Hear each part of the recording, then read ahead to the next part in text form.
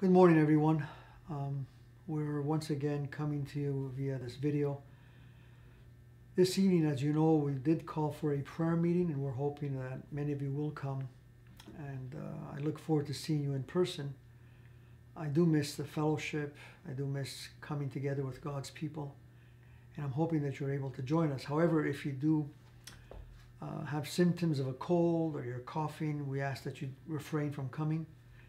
And if you are 65 and older, we suggest that you do not come as well for your own safety. For those of you who will be coming, refrain from hugs, kisses, or handshakes. Social distancing, of course, is recommended. That is the norm for now. When we think of all that is happening, it's really surreal. We never would have imagined that something like this would have ever happened to us. Many come across as saying, how could this happen? Well, I'm going to be dealing with that this morning, and I'm hoping that the word that I will be sharing with you will be a blessing and a comfort.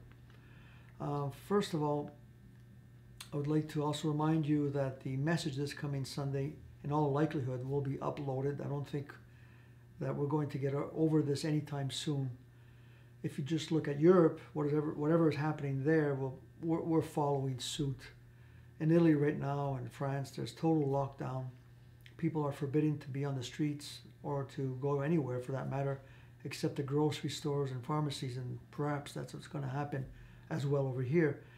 So we need to be very wise in how we handle everything, how we behave in this situation. We need to follow the recommendations of the government officials. So let's not be rash, and let's not do anything that's unwise or would put our loved ones in a precarious situation. This coming Sunday, the message will be on 1 Peter as well. I'll be looking at chapter 1, verses 10 to 12. And in particular, the subject there will be on the traits of a godly prophet. We're going to be looking at the difference between a godly prophet, a prophet sent by God, commissioned by God, and those who are self-proclaimed prophets. They're false prophets. And the message of each one, and the lives, how they are distinct one from another. And we're going to look exactly at this topic as we deal with verses 10 to 12. So join with us on Sunday. The message will be uploaded as of Sunday morning so that you can follow online. Also, one more thing, for those of you who do remember to donate online, we are very, very thankful. The expenses, the regular expenses are still ongoing. And so we thank you for your thoughtfulness and for your commitment to the ministry of Laval Christian Fellowship. The passage I have here before us is Psalm 90. It's the first psalm that ever was written by Moses himself, by the way.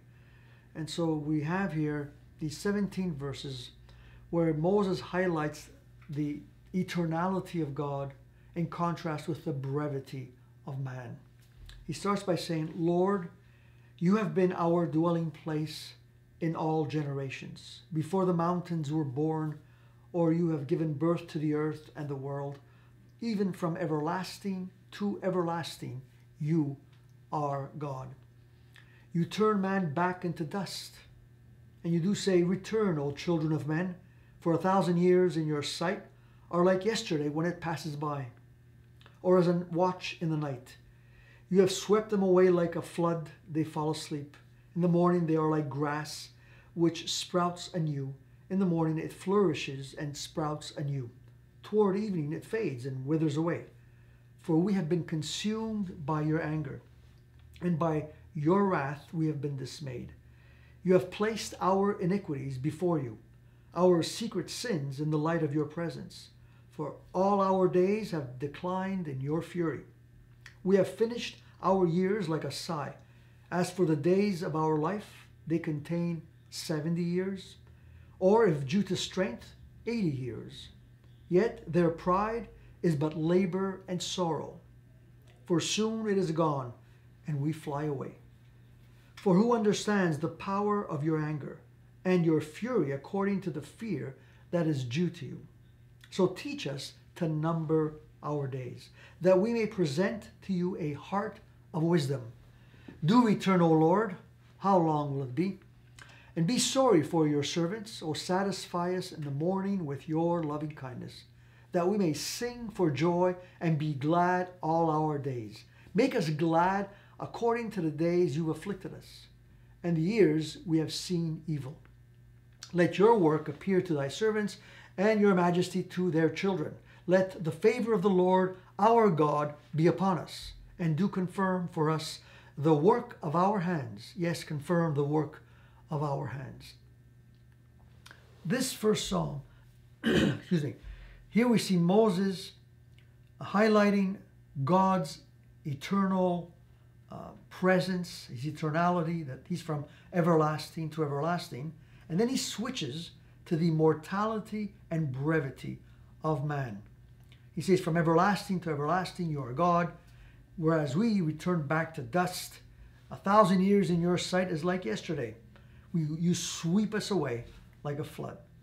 Our life is indeed a sigh, nothing more. Think about that. Let that sink in. We're here for a very, very short time. Our globe is a speck in this universe, and we are a speck on this globe. Think about the nothingness of life, and yet we give ourselves such importance. We want to leave a mark. We all feel that way. And the reason why we feel that way is because we don't want our lives to mean nothing. And the only way we could really matter is if we stop to consider who God is. See, when we take our eyes off of ourselves and focus on God, then we understand what life is all about, because we understand that God is the author of life. It's only in him that we live and move and have our being. Apart from him, we have nothing. And it is a time like these that we realize the brevity of life and the futility of life. I mean, what am I living for? Is this what it comes down to? Everything falls apart just because of one little virus that started in China and is now wreaking havoc in the world? Is this what life is all about?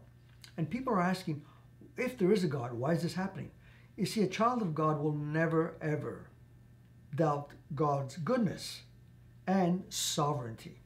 When you believe in God, you realize that everything that happens to us happens with a purpose. Romans 8:28 says very clearly, all things work for good to them that love God and are called according to his purpose. This eternal God has a purpose. He does not just leave us in futility. He doesn't let us live our lives in meaninglessness. Rather, he calls us to himself to be his children, to take our gaze off of ourselves, off of the temporary, off of the material, and fix it on the eternal. And when we do that, then we realize that God has a purpose. And anything that happens to us, anything that befalls us, like right now, is not by chance and does not go wasted. It is only wasted when we are living a wasteful life. And what's a wasteful life? A life that is lived for self. A life that has as its focus the material, the temporary, only that which happens around us. But God's children who have their eyes fixed on him know that we live for beyond the temporary, beyond this world. So whatever befalls us, no matter how evil it may be, how bad it may be, or no matter how good it may be, all of it are strands that God weaves into this wonderful mosaic that is his perfect will. And therefore, we have nothing to fear. Our prayer should be that of Moses. Lord, give us a wise heart. Teach us to number our days. To number our days means help us to see that we're not living just for these few years, whether they be 60, 70, 80 years. It doesn't matter. They're very brief when compared to eternity. But if we have our mind set on eternity, and we have our heart filled with his word, and we're having fellowship with God, and we're listening to his voice as we read God's word, then we're not living for the temporary. We're living for the eternity. And that's what matters. So why is God allowing this? Well, for God's children, he uses this to purify us, to bring us closer to himself, to get our eyes off of the temporary. For those who are not God's children, it is a wake-up call so that they realize that there's nothing that is lasting in this world. The economy is not eternal. Health is not eternal. Our possessions are not eternal. Everything has a shelf life. Only those who put their trust in God have eternity in their perspective. That means we're living for another dimension. And so what we're doing now is we're serving Him on this earth. Now some may say, doesn't that make us a little bit irresponsible towards those around us? No. Those who have eternity at heart are the most earthly good. Because when you're living for eternity, you know that everything you do here, everything you say, whatever good works you do, you're doing it for God. And you're doing it so that it will be highlighted by Him. You want to hear those words at the end. Well done, my good and faithful servant.